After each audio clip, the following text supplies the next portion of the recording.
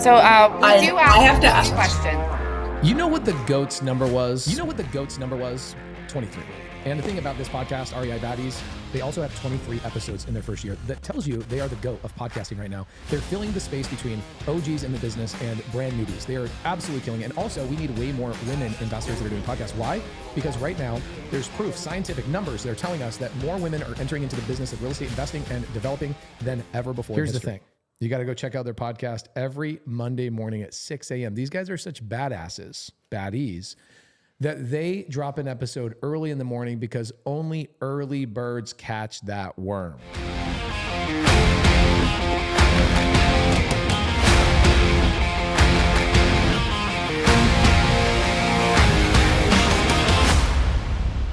What's up, everybody? Welcome back to REI Baddies, where real estate gets real. I'm Rachel Davis. And I'm Kate Baldwin. And today we're really excited about this one because our guest isn't just doing the deals.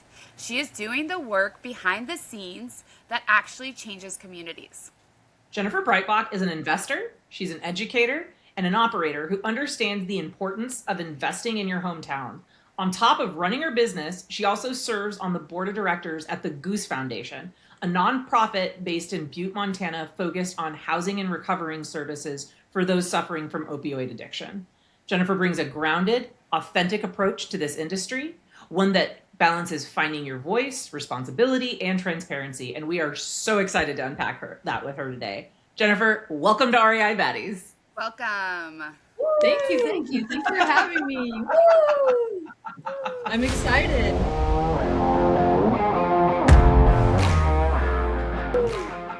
I just love, I don't know, Rachel, how much time have we spent together this week? Like 3 or 4 hours on Zooms. Yes, we've spent a lot of time on Zoom. Well, anyway, like for anyone that is meeting you for the first time, this is the first time they've seen you, where did your real estate story originate from? So I was in the military, and when I got out, I got a job as a program manager for an engineering company.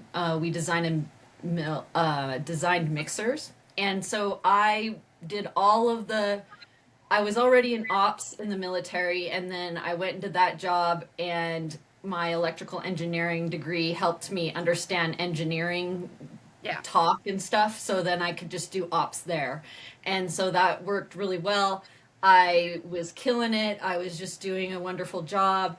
My boss kept giving me raises. Everything was great, but there was just something missing. And I was looking, it was right after COVID. I think a lot of us have that right after COVID story. And I was looking at the stock market, and it was tanking. And I'm like, I have no control over my life right now. I can't, I'm working my butt off at my job, building this guy's company for him. It's a normal rat race story that everybody tells pretty much. But I'm like, and I have no choices of where I'm going to invest my money. I have to just put it in this 401k, and it has to be in the stock market. There's nothing I can do. So I started doing research, learning about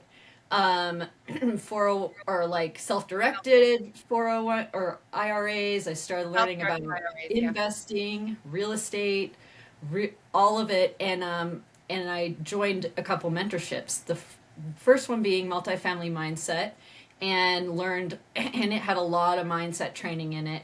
And then I learned about multifamily and commercial properties. And then at pretty much the same time, I joined Gator. Gator's where it really took off. Those communities with Pace are like the best, the best. It's, so I really dug in there. I built a team. We had a company. We did private money lending and connecting and helping people into deals. And then Jordan approached me and gave me a very awesome opportunity to work with him, and our visions just align really well. And so I was like, okay. So I do that business a little bit on the side, but I basically am starting over this as of March of this year with building a new business with him. So Well, good thing we had a bunch of questions about that partnership later. We definitely want to get more into that, Yeah, that's Jen. it. That's awesome. Do you mind sharing us, because I know you did the lending business. Do you mind telling us when did you buy or close your first real estate deal and what that was? Oh, so my first real estate deal was a duplex in Kalispell, Montana. And I actually met the person that I did the deal with, the partner that I'm in it with, in the multifamily mindset group. Nice. And he was a realtor up in Butte, and we were looking at a land project together. And then he said, well, I've got this seller finance duplex. Let's look at that. And so we drove by. We couldn't go in because there was tenants. And he and we said, okay, well, we have the capital. And he said he was going to do the work. So we went ahead and bought that duplex. It is your exact typical first project story. Tell us. Y'all know what that is, right? So bad foundation, had to replace subfloor, had to do everything, had electrical, like everything. It was supposed to be a $20,000 reno. It was an $80,000 reno. And that was because we did the work. If we would have not done the work, it would have been even more. Oh, God. So let me ask you a question off that. Is that something, I mean, obviously you're new. The realtor was never really an investor. Was he just more of a realtor? that was the thing. Yeah, I thought that he would like do inspections and know what it was going to cost. Yeah. And no, I don't. All right, so fair. Okay, that's what I had. I hope you're right. Yeah. Yeah. So, Fair. Great guy. I mean, he ended up getting married in the middle of the reno and moving away, and he was supposed to do the work, and so my husband had to drive up there every weekend in the winter. This was like 2 years ago exactly. In the winter, drive up every weekend and work on it. And like I would come up a lot of weekends, and then I pulled my whole family in. My parents live there, so like my sister, my brother-in-law, my niece, Yeah, my get 'em nephew, in. my mom, my dad, we all worked on it. And if it wasn't for them, I mean, my partner was supposed to do the work, and we ended up doing it all. So fast forward, we got it rented out. It's had tenants straight through the whole time. We're losing about $100 a month because all my HELOC money, I have about $120,000 out on that. So with that payment and everything, we're losing about $100 a month. Not terrible. About to refinance right now, and I'm buying him out. And once I refinance, I will have only maybe like 20 to 30,000 left in the deal, and buy him out for 20,000. Okay. So we bought it for 312. We put 122,000 in, with everything like down payment and everything. So it's like got a mortgage of 250, and it appraised at 500. I was gonna say your guys' market is insane. Like I look at I'm a realtor in the Keys, but I look at Montana just because it's always been like such. It just seems so high class to me. I know that sounds maybe odd since I'm in a luxury market, but it does. Like Wyoming, it's like the mountain, like Montana. It just seems so like foreign to me. But the market has real estate wise, I'm guessing just based on It's really hard to buy real estate here as an investor. Yep. And especially when we're trying to make it affordable for people to rent, which is our focus, and it is very difficult. And then when you're like in groups trying to like help people, they treat you pretty bad because they're like, you're not helping. Well, how are you going to get a rental? You can't afford to buy, and so it's really difficult, but we're trying. We're doing our best. We've got some avenues that we're working. Well, I would say you're not trying. You have like co-living properties right now. You've done it. Yeah, we have a Jordan, when I became his partner, had already purchased a like a dorm type style. It actually used to be a brothel type style. And literally there's a chick on Facebook standing in front of our building talking about how it used to be a brothel. And I was like, I reached out to her. I'm like, hey, we own that building. I'd love to collaborate with you. And she's like, no, I'm a big social media influencer. And so you'll have to pay for my time. I'm like, dude, you did a story on our building without even asking us. But whatever. Is that you? In Billings. In Billings? Okay, yeah. I knew that there were old like brothels in Butte from the mining days, but that's hilarious. I didn't know that. But so let's just kind of go off of that. Like, I know that you just obviously we're talking about Jordan. Why don't you give us a little, like, for people who don't know who Jordan, not too much, just a little bit about your business partner, and how did you and Jordan start working together? Like, what was that moment? Because I know you mentioned how he presented you with this offer. Like, where did you meet? Did you meet, like, through it's actually kind of a really fun story. Right before, like, as I was joining, like, the multifamily mindset and Gator, where do we all start? Wholesaling, right? That's like, everybody tries to wholesale. Some of us figure it out. Others of us get creeped out by it. I did. I got creeped out by it. I was like, this isn't honest. I can't do this. Now, there is honest ways to wholesale, and we've all learned those, but I was doing it. It's very true. I was learning it, the lock it up, get it under contract, then go find a buyer way, and that is not okay. Like, so anyways, so so I was doing that, and I was like looking for other investors in Montana, and I found Jordan on the free Facebook page, on the Pace's free creative page. Yep. And so I reached out to him. So, I mean, this is like 3 years ago or something, right? So I reached out to him and I said, hey, I'm trying to do this thing. Can I send you deals and see if they're a deal? So I sent him deals, and he's like, that's not a deal. That's not a deal. That's not a deal. And I tell this story with him on, and he's like, oh my God, I forgot about that. And I'm like, yeah, that's how we met. And so, so it just kind of followed his IG and kind of kept in contact. And then we ended up at the first Montana meetup, which was in June 2 years ago. And where Pace came, that was the first one right as he was moving up here for the summers. And we went to that meetup, and I met him in person.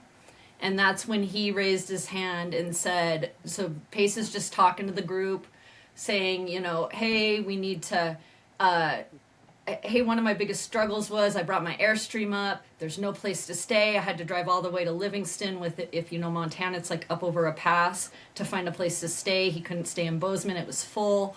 And he's like, we need to buy some RV parks here. And Jordan raised his hand and said, I have 2 under contract. And I'm Jordan Reyes. And he had just gotten those under contract, signed contract, not just a bird dog, but signed contracts on his way to the meetup. So he signed it. So so then Jordan had to join Sub 2 to do a deal with Pace, right? I think he was already figuring it, but like he didn't know he was going to have those locked up, didn't know. So he and Pace partnered. So the next day they went up and they went around to the park. So fast forward, then he moved up to Kalispell. I joined OC and Sub 2. I joined Sub 2 like 6 months after I joined Gator. And so I went to like Day with Pace, and I just started in meetups, and Jordan and I just kept crossing paths. And so as Jordan's getting into it, I'm kind of watching, and he's doing all the newbie Sub 2 things, like, and I can see like he's doing it like exactly how Pace I called him mini Pace, like exactly how Pace like coaches. And so he's getting all his relationships and meeting everybody. And I'm still doing the private money lending thing, and it's really, really hard. And so then he reaches out to me, and he's like, this is how I see we could work together. And he wanted me to be his capital raiser. But I'd been doing Gator, and I was so used to raising like chunks of money. I was used to the Gator way. And I'm like, I don't know if I can do it the way you need me to do it. So like a fund to fund or something? Yeah, like, because he's able to find people that will do, your 12% in second, those the those are real tough. way. So anyways, long story short, we just keep crossing paths. I told him that the business we were in was starting to get tough, and he just was like, started spending more time with me. I mean, we were on the phone all the time and we were trying to figure out, I guess, something to do together. I look back on it and I think it was like an interview, like a long interview, right? Because I was like writing, I'm like, if we did this, we could do this. Here's the SOP. And like, I just write the SOP and send it to him or whatever. And so we worked on a couple ideas. One was like a fractional CFO or COO company, and some different ideas, and they just didn't really stick. And then finally he just like sent me an offer. He's like, I'm sending you an offer. This is what I want to do. Come close this park with me, raise the capital with me. Let's close this Pine Meadows park and then just be my partner. And so come on my team. So that's what we did. I helped him raise like $500,000 to close the Pine Meadows RV park. I TC'd it, and we closed it, and then I exited my job. So I love that. Sorry, it's a long story because it's like 3 years in the making. So That's really cool. people That's you good. meet 3 years ago, Well, that's you good for never the know. audience to know. Like, if you guys are out there building, and I say this a lot, like, I mean, it's been about a year and a little over a year that I've been in with Pace, and, you know, I did the wholesaling and the foreclosures, and now my main goal is to raise the capital and be that connector. But I took time. And so, you know, building relationships, being in the right rooms, meeting the right people, it takes time. And if you do take that time, it will pay off. And if you create those relationships, nurture those relationships, you know, gravitate towards people that you like, you want to, you know, kind of do the same business as them, or you like, you know, how they do business, definitely keep them around, right? I mean, you guys kind of kept each other around, and I like that you were sending him deals. And so what if they weren't good? You never know. There could be that one deal that like, let's say, yeah. You don't know, but that's how you learn. So don't, anyone out there like thinking, well, I'm going to, you know, I'm bird dogging and I don't want to send this deal. I don't really send the deal. Like, don't hesitate, because I'm a hesitator. I'll overthink a deal before sending it to somebody. So that's just my little intake on that. Jen, I've got like a follow-up question, because it's actually something Kate and I are going through, and you've already gone through it. So like establishing a business partnership can get a little weird, like especially when you're trying to nail down your operating agreement. Like, and Kate and I know because we're currently doing it right now. What I'm really curious about is like, how did you guys determine the decisions that like, this is what Jordan owns 100%, this is what I own 100%. And this like, is what I do, and this is what he does. Yeah, what was the process for that? And like, please, if like there were any hiccups, like share them. Share the wealth there, girl. And was anything easier than you thought? So transparently, when, you know, like he gets very, I just love him. He gets very like picky the words I use. So when I say we're partners, I came on as his director of operations, right? So like, but he's like, no, you're my partner. But it started out as he's paying me a small salary, you know, not small, it's significant, but it's a lot less than what I was making before, to, you know, to work and do all his operations. But that was just a start. I said, when we had, I said, okay, in a year, let's talk equity, because there was profit share, right? And so it's not like I got any part of that first park. It's all building trust and building relationships with each other. So March will be a year, and we own one property together. So we're going very slow and very methodical. And actually that property, we tied it up together a year ago prior to this whole thing, because we were working on it. It's a lead that I had gotten and then he had gotten, and so we worked on it together. So it took a year to close that, and now we're partners, and so now that's the only thing right now that I am on. So we're just doing it a little at a time, slow and methodical, because you don't want to jump into a partnership with somebody and then you have to untie everything. So just being very, very methodical about it all. And so like, we recently have had conversations, because we're trying to work on the corporate structure so when our team, as they grow and as we all grow together, they start getting equity. And so I'll roll into that on some of the other stuff in the future. But then the things that we are buying together, it's just going to be, each deal is going to depend. If he goes lock something out and closes it, and I'm just property managing it, then that's what happens, right? It probably won't happen because I'll probably be underwriting it, probably doing all the things, but who knows, right? So, but then if I have a significant involvement, then I'll be on the deal. So and then sometimes we need my credit, we need his experience, so we need to be partners on it. So it just really depends. And so right now we don't have like these hard and fast rules, just knowing that we're going to grow, we're going to build, and we just have to put our hard work in. So it's a lot about trust and transparency, and I've had conversations with him where I was like, and if something comes up, I just tell him, like, I've just been so transparent. I'm like, hey, I know originally you wanted me to be on salary, but I don't think that's going to work for me. I need to stay 1099 because I need this for tax write-offs. I can't be on salary. Like, that's not going to work for me. And I need to be able to show that I have experience, right? So being on your staff that way isn't really going to work. And, I just wrote that to him, that's what it is, so just having those transparent back and forth conversations.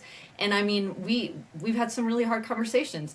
I'm like, I don't know how you handle me sometimes, because like I'm very sensitive. I will like cry. I will like be bald. I'm like crying to my partner on the thing, and I'm like, you're so awesome because you let me let it out so then we can have the conversation, because right now this is really hard. Like, and I'm like, this is really hard, and I'm just bawling, and I'm this Army officer bawling to my partner, and he like lets me let it out. Is really great. Like, I have never worked with somebody that is so patient, so kind, but also like a hard ass so that we get our shit done. Right. And that's exactly what I really enjoy the section that you were like, it takes time. And honestly, like doing some deals together prior to really writing out exactly what each person needs to do.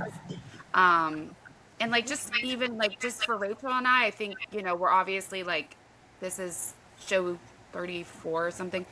And we've had our operations back and forth and trying to figure out now that, we got a little thing going on over here. We're trying to figure out like what we can go and what are our next steps? Like, what do we want to do with the show? Like, how can we prosper from the show? Obviously, that wasn't our intention when we started. We didn't have that mindset. I think more Rachel did. Rachel is definitely the more operations. I'm the more like, let's just share happiness and be happy on the internet and talk to really cool people. And I never really had that mindset, but it did take time to get it. So it's like anything you're doing, it's okay to, it's not, and I love communication. It's so important. I mean, being able to talk to him that way and just being able to have a partner that you can just like cry to or share stuff with that you can get through things with is important. If you can't communicate with your partner and you can't have those hard talks, then you shouldn't be in partnership. Yeah, like he knows all the struggles I went through the first couple of years. Like, he knows everything. Yeah. So like there's nothing, and so if I feel like there's anything weird going on that is going to seem weird to him, or I just tell him, I'm like, this is happening, right? I did this, and he may or may not agree with it, but like he knows and is transparent, right? And so, and it's just really good. Like, I love that. One time I was on the phone, I called him, I'm like, I am so stressed, I don't know what's wrong, and I think I even said, maybe it's just hormones or something, and I'm like, oh my god, I can't believe I'm just like saying these things to him. I feel so bad for him having to deal with me, but like honey. He just lets it go, and he lets me say the things so it's out, and then I become an adult again. Yeah. So, we're we're you all know, adults. You know, when you hit 40, I don't know if you're 40 yet, but when you hit it, it's like, 45. yeah, Yeah. I'm 45 too. Were you 1980? 79 Okay. December. So you're like same class, 98. Yep. I'm 98. Ah, that's cool. Oh, That's a great age. I'll be 46 in May. Um, oh, so you're younger. No, you're older. So you're 46? older. Oh my god. 46.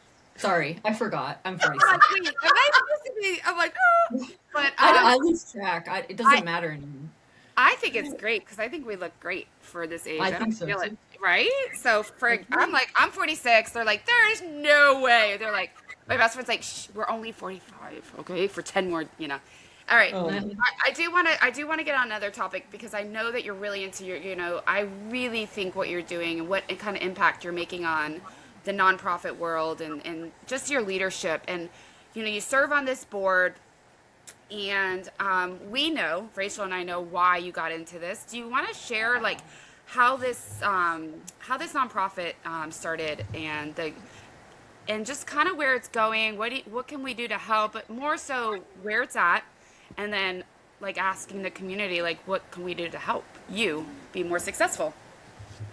So one of my very best friends, Heather Holland, her son passed away about 5 months ago from a fentanyl overdose, and she's devastated. You know, she was and she is. She's absolutely wrecked right now, and she's not sleeping. She nothing. Like she is just in so much pain. And right away, she started looking into it, and the amount of fentanyl overdoses and deaths are ridiculous. Like, even one is ridiculous, let alone the amount that's happening. And she found out that in our county, they actually weren't even really counting them all. So we don't even really know how many there are. And so she, on the Friday before he passed, they were looking for services that whole week. He'd been on and off. He'd been sober, then back on and off, and he got Narcaned like 3 times prior to his death. So he was looking for help, and they were looking for help, and they were Googling. I like, every time I think of this, I'm like, why didn't you call me? Like, I could have helped you, right? And so they couldn't find any help. And she said, honey, just make it to Monday. I'm gonna take you to the emergency room. And he died Monday at 3 a.m. And even with like, I'm right here in town, like I just feel so awful. I was friends with him. I went out to the bars. We've had drinks. We went dancing. We got kicked out of a bar once. Right. You know, and I get he got it. picked up and thrown across the bar. Like we had some good times together, and he was my friend, and like he helped me put the floors in this house, and I didn't do anything. You know, I didn't know. I knew, but I didn't know, you know. I thought like I should reach out, but sometimes when people are in active addiction, you can't do anything for them until they decide. And I No, didn't it's know he very had true. decided, you know. I didn't know. And so I feel so terrible. And I've already had this heart for, we've got addiction in our family. I already had this heart for helping people. I've moved somebody into my house who was on her way back up from addiction, getting her kids back and stuff, and she was doing really Awesome. well, and I let her stay. So I just had this heart for helping people when they really, I want to find those people that they kind of hit that rock bottom and went, oh, I'm responsible for this. Like, I can't use past trauma, I can't use excuses, I have to fix my life. And when they realize that, that's the point where I want to lift them up. No, but And girl, that is so, such a tough place, and especially with fentanyl. I mean, I know a lot of, I mean, being from, you know, the Keys too. I mean, come on. It's Miami's right there. So, I mean, it's the scene of all scenes, and it's everywhere. It's a really big deal right now. So when you started this, like when you're looking at this nonprofit and you're looking at housing them, But you talk about actually like educating them and getting them the counseling they need. What does that look like? So, so real quick, so what we did with the nonprofit is we started because she didn't know that there was a Suboxone clinic. So we started going down the road of setting up a Suboxone clinic. And my gut was telling me no, no, no. And I have a very, very good friend that runs the homeless shelter here. And Okay. so I talked to him, and I was like, this is the path we're looking at going on because we were putting in a grant for $300,000, Right. and we had to have that in by January 7th. Okay. And so it was like, this is the path we're going on. And he goes, and we know duplication of services was a big deal. You don't want to duplicate services. You want to fill gaps and stuff. And so he goes, Jen, there are Suboxone clinics. And I was like, oh crap. So that was like right before Christmas. Heather was having a really hard time. I was having a hard time getting her on the phone and talking to her. And we were trying to find a fiscal agent because we didn't have our federal recognition yet, and we needed somebody to submit it for us and submit the grant for us. And so she said, let's go on the news. So she and we went on the Butte news and asking for a fiscal agent. And after that, I still didn't get a chance to talk to her. She's just hard to get a hold of sometimes, and hard to get on, get her attention because she's just struggling. And so afterwards, I was like, can we have coffee? I need to talk to you about something. And right there at the coffee, we restructured the entire thing. And it was like 2 weeks prior. And so we took out the clinic, and what we put in for the grant was a community center. And the community center is like a warm handoff. So it's so hard when you're trying to recover to just even walk in a door anywhere. So the idea is that we have all the services we can connect them to right there. So either we can call up that service and they can come down and work with him, or we can take them to an office. Right. Now, as we are doing all this research, we found, because in our minds we've got like 3 levels of care, and first one is it's actually level 0 technically, is the actual detox, and then rehab, and then a trend. So I guess that's 3, but maybe it ends up being 4, but then it's a transitional housing after that, Yeah. right? And so, because so detox is the biggest barrier. They're all afraid of it. This is the research I've done. I've talked to for sure. recovering Gross. addicts and active, and they're all afraid of it, and there's nowhere to go. In There's your nowhere area. Like look it up. Yeah, Nobody Kate, wants. I'm working on an initiative with other people here in Charlotte to get these properties where people detox, because I mean, most investors are homes. It's too high risk, and you need a medical You professional, have to have especially medical. alcohol and some other drugs. No, Like alcohol is the ones. worst to try to get off of. So you need medical staff, and so our next initiative is going to be the detox center. And I've talked to several sober